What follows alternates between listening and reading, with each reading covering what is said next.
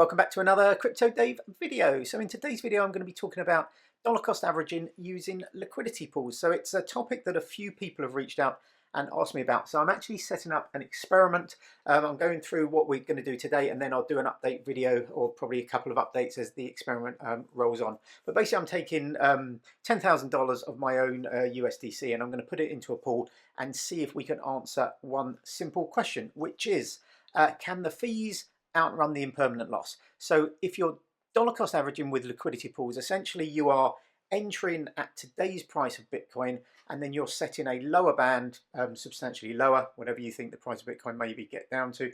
And so we're entering with USDC, and then by the time we get to the bottom of the pool, we'll be converted into Bitcoin in this case. And you will be buying on the way down. So instead of just sitting there and hoping the price goes low and then buying in one go, we will be dollar cost averaging on the way down. So what I did was on the 6th of May, I set up a pool. I took $10,000 of USDC on base, and I put it into a USDC CBBTC, that's Coinbase wrapped Bitcoin. And that's an aerodrome pool, and it's using VFAT as the kind of front end, which makes management of it easier. And the range I selected was 70,604 up to 82,029. And basically that upper range is essentially where we entered, within a few dollars. So because we entered at the top of the range, we entered 100% in US dollars. So at the upper range, we're all in USDC. And then as the price of Bitcoin drops and we go down to the lower range, once we reach that lower price there of 70,604, will be 100% in Bitcoin. And because of that, essentially you're selling USDC for Bitcoin as the price goes down. The average cost, the average DCA cost, will be 76,316. Now let's jump over very quickly before we go through a couple more things, and we'll have a look at the pool. So if you can see here, total deposits 10,057. That's total amount, actually current amount.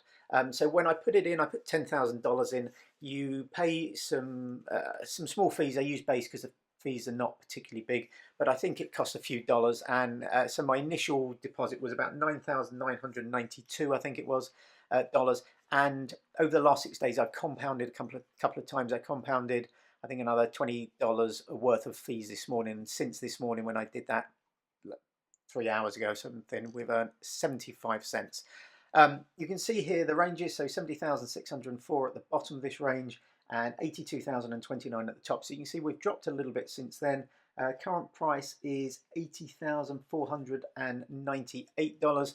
And as the price goes down, our deposit goes down because we're selling USDC for Bitcoin, and the price of Bitcoin is declining. So this will go down, but it'd be interesting to know whether the fees make up for that. So by the time we reach the bottom of the range, whether the fees that we've accrued mean that we can, well, I think two things. One, if in dollar terms we have more than when we started 10,000, so we reached the bottom of the range, we've got more than that.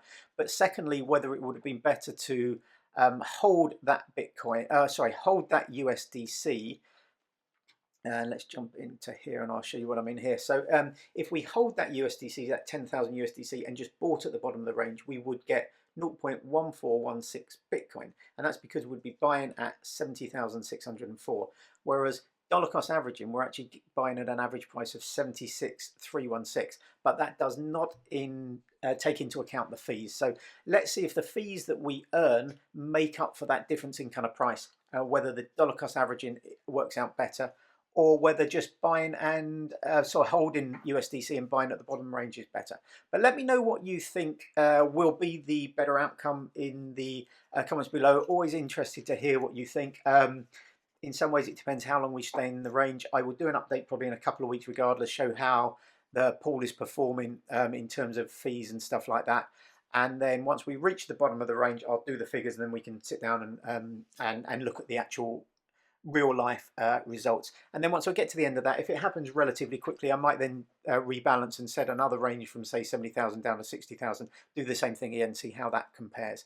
But thanks for watching as always. I hope you're all doing well. Hopefully I will see you on the next video, but until then, have a great day. Bye bye.